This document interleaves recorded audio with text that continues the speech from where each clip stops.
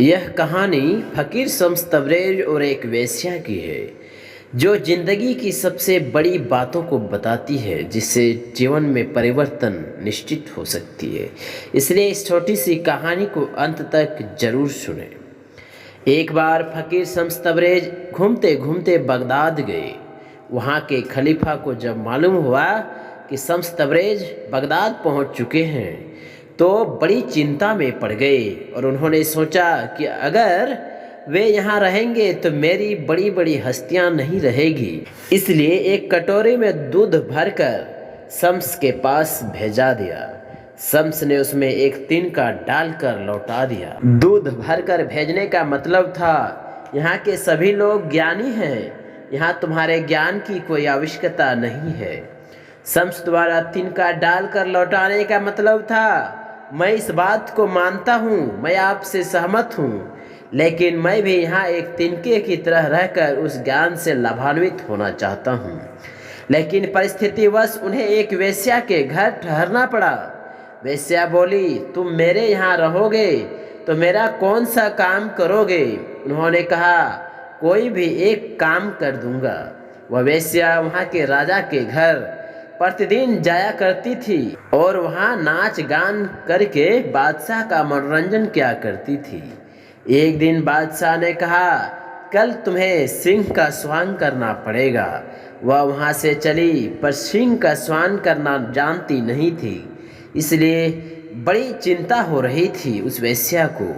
वह सोचने लगी कि यदि सिंह का स्वांग नहीं करूँगी तो न मालूम राजा मुझे कौन सी सजा देगी, इसका कोई ठिकाना भी नहीं है। शम्स तबरेज़ ने वेश्या को उदास देखकर पूछा, तुम इतनी चिंतित आज क्यों हो? वह बोली, बादशाह ने मुझे कल सिंह का स्वांग करने के लिए कहा है। यदि मैं वैसा नहीं करके दिखाऊंगी तो राजा मुझे कड़ी से कड़ी सजा दे सकती है। शम्स ने कहा, तुम चिंता नहीं करो, मैं तुम्हें कहा था कि तुम्हारा एक काम मैं जरूर कर दूंगा। मैं कल सिंह बनूंगा, तुम मुझे बादशाह के पास ले चलना। दूसरे दिन शम्स सिंह बन गए और वह वेश्या लेकर दरबार में पहुंच गई।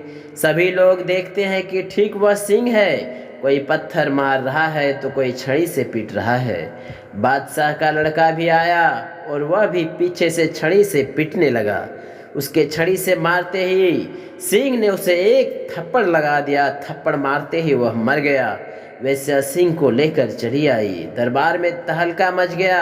काजी ने कहा कि वेश्या को फांसी की सज़ा मिलनी चाहिए। जब वेश्या को मालूम हुआ तो वह मूर्छित हो गई। शम्स तबरेज़ ने कहा, घबराती क्यों हो? मारने वाला मैं हूँ, इसका जवाब मैं दूंगा। वे बादशाह के सामने गए और कहा कि शहजादा को मैंने मारा है, पहले इसका न्याय करा लीजिए। काजी ने बुलाया। शम्स ने कहा कि सिंह मैं बना था, सिंह को कोई मारे और सिंह कुछ नहीं करे तो क्या उनका स्वांग पूरा हुआ? मैंने तो उसको मारकर अपना स्वांग पूरा किया है, इसमें मेरा क्या दोष है?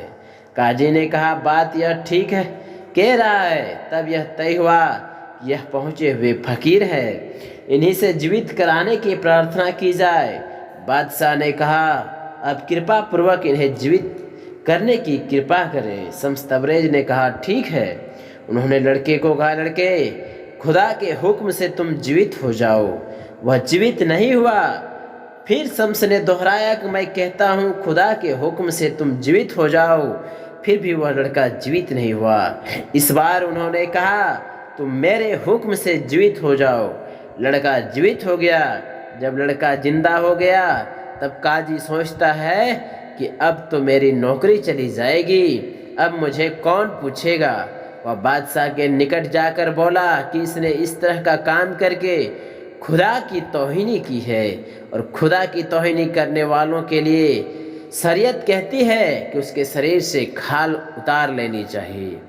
धर्मांध बादशाह काजी के बातों में आ गया। उसने जल्लाद को तुरंत आदेश दिया। जल्लाद खाल उतारने के लिए शम्स तबरेज़ के पास गया तो उन्होंने कहा, ठहरो, मनुष्य की खाल उतारना कोई आम बात नहीं है, मैं खुद तुम्हें खाल उतार कर देता हूँ। इस तरह उस महान संत ने जैसे कोई मनुष्य अपना वस्त्र उतारता है वैसे ही अपना खाल उतार दिया और उस जल्लाद को दे दिया। यह संसार की अद्वितीय घटना थी। जब वे चलने लगे तो शहर के सभी मकान गिरने लगे, धराशायी होने लगे। तब जाकर दुष्ट बादशाह को होश हुआ। वह दौड़ा हुआ महात्मा जी के चरण पर गिर पड़ा। काफ़ी अनुनय विनय करने के बाद भी दयालु संत तबरेज ने कहा, सब ठीक हो जाएगा। जब थोड़ी दूर गए तो उन्हें जोर से भूख लगी।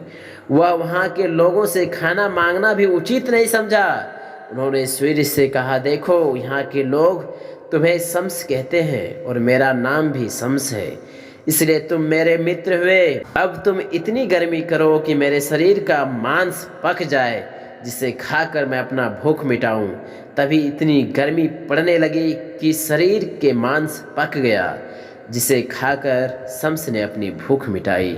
लोग कहते हैं कि तब से बगदाद में सबसे अधिक गर्मी पड़ती है। तो यह थी कहानी फ़कीर शम्स तबरेज़ की। आप लोगों को कैसी लगी अपनी राय कमेंट सेक्शन में ज़रूर दीजिएगा, और इसी तरह की कहानी के लिए इस YouTube चैनल को सब्सक्राइब ज़रूर कर लीजिएगा, ताकि इस तरह की अच्छी कहानी मिलती रहे।